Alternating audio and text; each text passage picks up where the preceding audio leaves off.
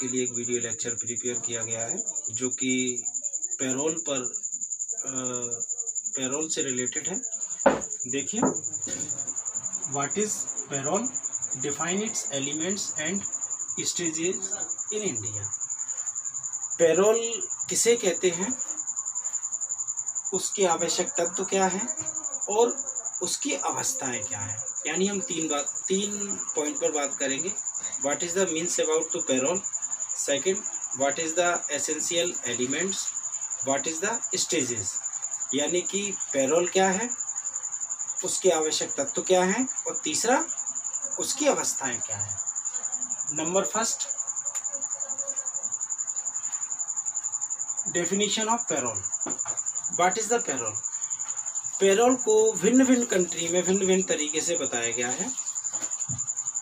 कहीं पैरोल के बारे में ये बताया गया है कि जब एक अपराधी द्वारा न्यायालय द्वारा उसे दी गई सज़ा का कुछ भाग व्यतीत कर लेता है कारावासी के तौर पर, तो उसे पैरोल पर कुछ समय के लिए छोड़ देते हैं। वहीं किसी अन्य देश द्वारा बताया गया है कि जब एक अपराधी न्यायालय द्वारा दी गई सज़ा के 2/3 भाग को कंप्लीट कर लेता है तो उसे पैरोल पर छोड़ देते हैं।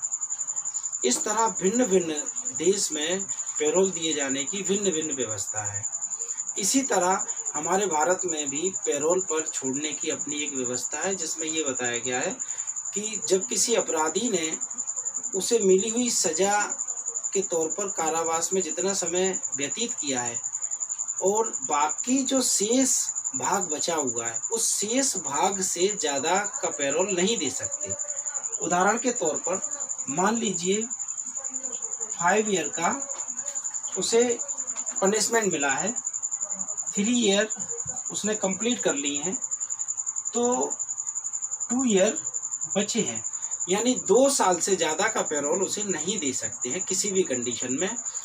और कम से कम कितना देना है, ये पैरोल ऑफिसर निश्चित करेगा कि कितना पैरोल उसे देना है, कितने समय के लिए पैरोल पर छोड़ना है, लेकिन ज़्यादा नहीं दे सकते। अतः हमारे भारतवर्ष में आज यही व्यवस्था है कि जब अपराधी द्वारा कारागार में मिली हुई सज़ा के कुछ भाग को व्यतीत कर लेता है तो बाकी भाग को पैरोल के रूप में उसे छोड़ देते हैं और कुछ समय के लिए छोड़ते हैं, ये नहीं कि एक जैसे समय के लिए छोड़ते हैं। Second, element of parole. Parole के आवश्यक तत्व क्या है वो देखिए, 1 2 3 4 4 पॉइंट्स मैंने यहाँ बताए हैं जो पैरोल के एलिमेंट्स हैं। Number 1, reformation of criminal. वह अपराधी जिसके द्वारा कोई अपराध किया गया और बदले में सजा के तौर पर उसे किसी जेल, बंदी गृह या कारागार में निरुक्त कर दिया गया है। ये बात सच है कि वो अपने कारावास के दौरान उस सज़ा को पूर्ण रूप से भुगतेगा, लेकिन पैरोल में शासन की ओर से यह व्यवस्था है, यह कोशिश है कि उस अपराधी में शासन कुछ सुधार कर सके, उसे कुछ समय के लिए बाहर भेजे, जिससे कि वह बाहर के जीवन के लिए लालायित हो और इस अपने आपराधिक जीवन से त्रस्त आ जाए और आगे ये प्रायश्चित रूप में ये कसम खाए कि अब हम कभी भी ऐसा अपराध नहीं करेंगे। एक दृढ़ संकल्प ले ले कि आज मेरे द्वारा जो अपराध हुआ है, जिसके बदले मुझे कारागार में निरुक्त किया गया, आगे आने वाले भविष्य में ऐसा कोई अपराध मैं नहीं करूंगा जिससे कि मुझे परिवार, समाज और अपने बंधुओं से दूर रहना पड़े। Second, some part finished his punishment. Parole के लिए ये आवश्यक तत्व है कि अपराधी द्वारा जेल में अपने द्वारा कुछ सजा का भाग कंप्लीट कर लिया गया हो, तभी उसे पैरोल मिलेगी। ऐसा नहीं है कि आज उसे पनिशमेंट मिला, कल जेल भेजा और परसों से पैरोल हो जाए। पैरोल तभी मिलेगी जब उसे दी हुई सजा का कुछ भाग उसने जेल में व्यतीत कर लिया है। Third, parole with conditions. ऊपर की 2 कंडीशन तो समझ में आ ही गई। तीसरी जो एलिमेंट्स है इसमें यह बताया गया है कि अगर आपने अपनी सजा का कुछ भाग जेल में व्यतीत कर लिया है और आपको अगर पैरोल पर छोड़ने के लिए पैरोल ऑफिसर तैयार है, रजामंदी है उसकी, कि हाँ हम आपको पैरोल पर छोड़ देते हैं, तो ये बात बिल्कुल ध्यान रहे कि आपको पूरी स्वतंत्रता नहीं होगी। कुछ शर्तें आपके ऊपर आरोपित की जाएंगी पैरोल ऑफिसर द्वारा, जिन शर्तों के रहते आपको पैरोल का समय व्यतीत करना पड़ेगा। जैसे जब भी पैरोल अधिकारी आपको बुलाएगा आना पड़ेगा, जब वो हाजिरी लेने जाएगा आपको मिलना पड़ेगा।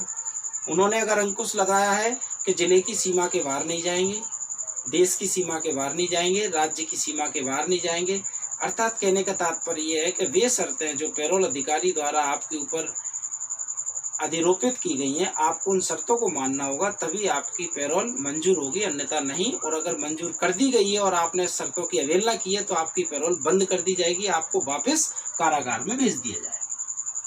पैरोल अंडर पैरोल ऑफिसर, ये पॉइंट भी पूरे, फोर्थ पॉइंट भी पूरे तरीके से थर्ड पॉइंट पर निर्भर है।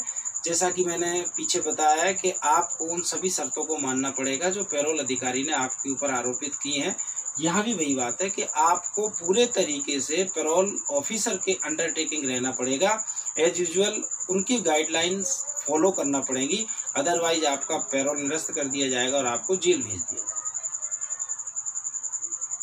यहाँ फर्स्ट पॉइंट हुआ definition of parole, second elements of parole, third stages of parole. Parole पर भेजने के लिए क्या किन्हीं अवस्थाओं का निर्माण किया जाता है? जी बिल्कुल सही।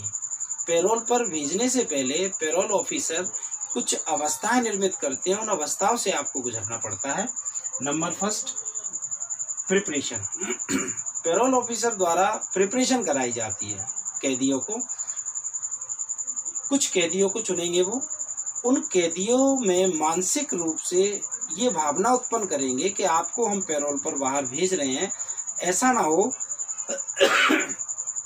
कि आपके द्वारा बाहर जाकर कोई अपराध किया जाए या कुछ भी ऐसा कार्य किया जाए या कोई भी ऐसा विधि विरुद्ध कार्य किया जाए जिससे कि आपकी पैरोल रद्द कर दी जाए और आपको वापस जेल में भेज दिया जाए, बल्कि अलावा इसके कुछ और भी आप पर अपराध के आरोप न लग जाए।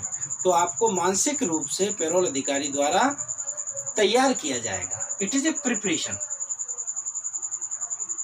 Second, selection. मान लीजिए पैरोल ऑफिसर ने 20 लोगों की एक सूची बनाई, उन 20 लोगों को तैयार किया पैरोल के लिए, लेकिन जब उन्हें तैयार कर रहे थे, जितने समय उन्हें प्रिपेयर किया गया, जितने समय उन्हें मानसिक रूप से तैयार किया, दृढ़ता की ओर बढ़ाने की कोशिश की, लेकिन लास्ट में रिजल्ट ये आता है कि उन 20 में से मात्र 15 लोग या 10 लोग ऐसे हैं जो मानसिक रूप से जाने के लिए तैयार हैं और मानसिक रूप से भेजने के लायक हैं। अगर पैरोल अधिकारी को लगता है कि इनमें से 15 लोगों को भेजना चाहिए तो इट इज ए सिलेक्शन। जितने लोगों की तैयारी की थी उनमें से जितने लोग उन्हें ऐसे लगेंगे जिन्हें भेजना चाहिए, उन्हें पैरोल अधिकारी भेजे। Third point, counselling. काउंसलिंग से तात्पर्य है कि 3 स्टेज जैसे हमने देखी। Number 1 preparation, number 2 selection, number 3 counselling. Preparation में कुछ लोगों को मानसिक रूप से हमने तैयार किया, सिलेक्शन में उन लोगों में से हमने कुछ लोगों को छांटा यानी छटनी की, सिलेक्ट किया, it is a selection. Third में काउंसलिंग।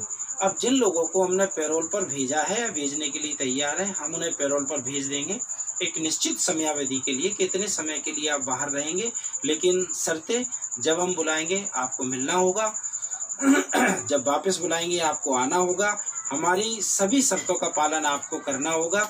हमारी बिना अनुमति के आप देश छोड़कर, राज्य छोड़कर या जिला छोड़कर नहीं जाएंगे। हेडक्वार्टर जब भी छोड़ेंगे हमें सूचना देंगे। विद्यार्थियों, आज का मेरा वीडियो लेक्चर यहीं समाप्त होता है। मेरे द्वारा आपके हित को ध्यान में रखते हुए आगे भी वीडियो लेक्चर तैयार करके अपलोड किए जाते रहेंगे। धन्यवाद।